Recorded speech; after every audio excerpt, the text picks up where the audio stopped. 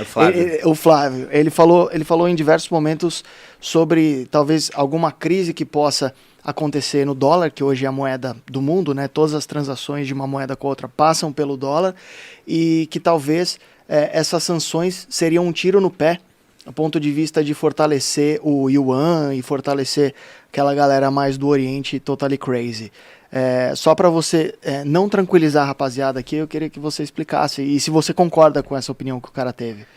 Eu não acho que isso vai acontecer da noite pro dia, porque até depois desse episódio eu fui dar uma pesquisada para ver o quanto o mundo está transacionando em dólares ainda. E é uma hegemonia absoluta. Tá. E depois do dólar não é o yuan, é o euro. E depois não é o yuan ainda. Então o yuan, hoje, que é a moeda chinesa, ele ainda fica, não é nem num segundo plano, é num terceiro, quarto plano. Só que isso vai mudando de tempos em tempos, né? Isso vai mudando. Se a gente for olhar, os ciclos de dominação de uma moeda sobre a economia, eles são de mais ou menos uns 100 anos. E o dólar já tem esse ciclo de 100 anos. Sim. Lá atrás eram maiores, porque as mudanças eram mais lentas. Hoje as mudanças são mais rápidas. E uma hora a dominação do dólar vai chegar ao fim. É aquele chamado dilema de Triffin, que ele diz o seguinte, né? Depois da Segunda Guerra Mundial, eles colocaram o dólar como padrão monetário. Teve a reunião em Bretton Woods, e lá definiram que o mundo vai ter um lastro em dólar, as moedas têm um câmbio fixo em dólar, todas as moedas, e o dólar vai ter um câmbio fixo em ouro. 35 dólares comprava uma onça Troy de ouro. Era esse o ponto. E se o dólar vai ser aquela moeda utilizada entre os países para liquidar transações financeiras, vai ser a reserva, você tem que ter dólares sendo fornecidos para o mundo. Aí o Triff falava, para isso acontecer, a economia americana ela tem que ser deficitária. Então qual é o principal produto de exportação dos Estados Unidos hoje? É o dólar. Eles exportam dólares como? Eles produzem dólares, compram do mundo todo, o pessoal pega o dólar e entrega as mercadorias. Assim que o mundo é abastecido por dólares. Só que quanto mais eles fazem isso e mais deficitária fica a economia e mais dólares estão espalhados pelo mundo, menor a confiança no dólar. E aquilo que faz esse esquema funcionar, uma hora vai ser responsável pela ruína desse esquema. Então esse é o dilema de Triffin. Hoje a gente usa muito dólar ainda. Mas os chineses, eles entendem que para eles serem a potência hegemônica do mundo, eles têm que ser donos do padrão monetário. Porque os Estados Unidos têm uma vantagem desproporcional. Eles criam a moeda que todo mundo usa. Entrar em guerra é muito caro. Essa guerra está custando muito para a Rússia. E não estou falando nem de consequências indiretas, estou falando de custo para você manter uma invasão. É mais de 1 bi por dia, né? É entre 1 e 2 bis que estão sendo orçados como custo da invasão. Então é muita coisa. É muita coisa. Vai ficar um mega rombo, né? Pois é, se for 2 bi o custo da invasão, a Rússia em 50 dias de invasão vai gastar o orçamento que o Exército Brasileiro, ou o Ministério da Defesa, se não me engano, o Ministério da Defesa tem aqui no Brasil. Então é bizarro o que eles vão gastar em tão pouco tempo. A China ela tenta muito pegar os países em paralelo, do tipo Venezuela, Irã. Os países que estão com algum tipo de sanção, ela tenta entrar nisso. E agora isso está acontecendo também com a Rússia.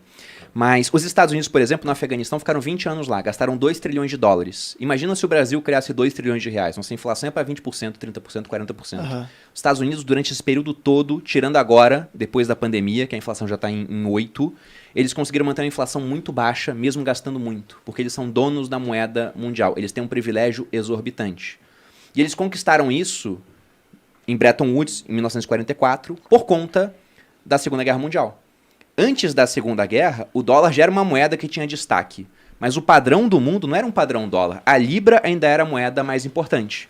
1.300 pessoas agora, Olha apareceu bacana. tipo uma cheerleader com cartaz aqui. E outra coisa. Deem um like aí, ô seus abestados. Além disso, me deem parabéns porque eu tô deixando o convidado falar. Porque sempre reclamo que eu não deixo a pessoa falar. É verdade. Então, E cara, a gente é bem... Se eu falar demais, a gente é bem tagarela. Fala aí. Não, mas você tem conteúdo, pode ser tagarela. Então, a libra era a moeda que era mais forte. E estávamos nessa posição. A economia americana era a economia em crescimento, igual a China é agora. Veio a Segunda Guerra Mundial, acertaram esse consenso de que esse seria o novo padrão, e os Estados Unidos fizeram um movimento muito importante e muito inteligente, que foi o Plano Marshall. A gente discute até hoje o quanto o Plano Marshall ajudou a reconstruir a Europa, porque uma coisa é você dar dinheiro para uma economia fechada na mão de um ditador, não vai ser reconstruída, e outra é para países mais abertos, adeptos a um mercado mais livre. Mas olha como é que os americanos foram inteligentes. Você tinha um mundo com 2 áreas de influência, a soviética e a americana. Eles deram dinheiro para os europeus e para os japoneses, que eles tinham acabado de bombardear. Esses caras pegaram esse dinheiro para comprar a indústria, né? Eles estavam com 0 indústria. De quem que eles compraram? Dos americanos. Então eles deram dinheiro, o dinheiro voltou para eles, as empresas americanas venderam, e os caras ainda tinham uma dívida com eles. E se eles têm uma dívida em dólar, vão precisar de dólar para transacionar. A Foi China está genial, fazendo né? o que hoje? Isso, com os países Exatamente. construindo aeroporto, estrada, rodovia, Exatamente. comprando empresas no Brasil, comprando commodities. Então, a China ela já está adotando esse mesmo princípio. Eles têm aquela iniciativa que eles chamam de One Belt, One Road, que é para isso. Os chineses, A e eu não nova sou um rota da fã, seda. exatamente, que faz parte disso. Eu não sou um fã da China. Eu nem invisto na China por questões ideológicas. Eu também não. Porque eu vou estar apoiando o Partido Comunista Chinês.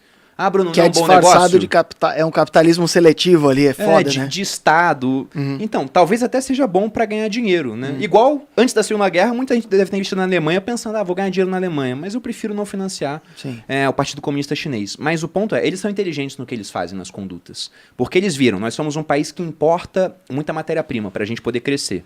Quem eram os principais países de quem eles importavam? Era Brasil, era Austrália, era Estados Unidos.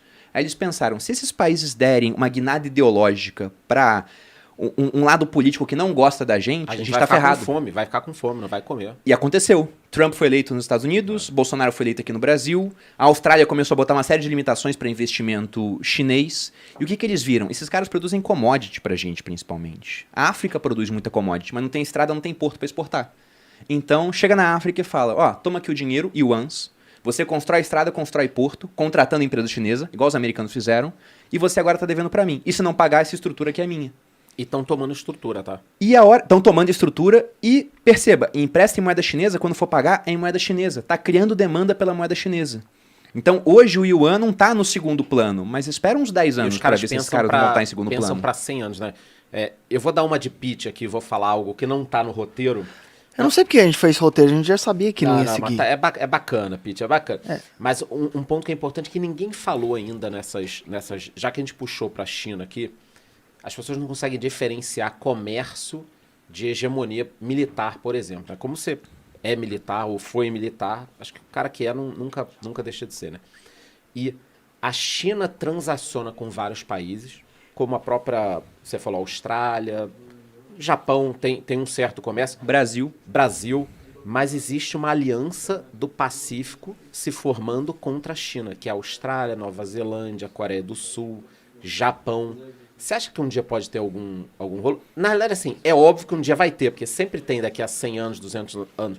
Mas você acha que a nossa geração pode ver algum conflito ali no Pacífico? Acho que sim. Talvez acho que a gente por causa pode. de Taiwan? Não sei se por causa de Taiwan, cara, mas vamos pensar no mapa. O tesão, Tá a China o aqui. tesão por Taiwan é por causa de condutores elétricos? De onde vem essa? porque é da antigo, China. cara. Não, e é da China. Não é de agora. É dela, cara. É dela. desde Na que ele- concepção dela. É desde a dela. concepção do Estado chinês. Aham. Taiwan tá na costa da China. Tá na costa. Era China, aí quando dividiu, os socialistas tomaram o poder na China, o pessoal que era pró-capitalismo foi para Taiwan. Então, é uma diferença muito antiga. É E que Fernando de Noronha deles. Isso assim, ela só ali é dele. sustentada porque os americanos apoiam Taiwan há muito tempo. Mas, citando até esses países, você pensa naquele mapa da Ásia, né, dessa parte do Sudeste Asiático. Coreia do Sul, tá ali na pontinha. Japão, tá fechando aqui a China. Aí você tem Nova Zelândia, tá lá embaixo, né? Mas você tem uma série de outros países aqui. Austrália. Você consegue fazer um bolsão para Todos isolar o têm acesso medo ao mar da China. Todos têm medo da China e a China tem um receio deles se juntarem, né? Tem Indonésia ali no meio também, Ana? Mais para baixo ali, né? Faltei nessa aula pra cacete. Mas se você for olhar o mapa, se alguém vem com um barco chegando ali, né, passando o Atlântico, indo para aquele Oceano Índico, naquela região da China, para acessar a China, tem que passar por um estreito na região da Malásia.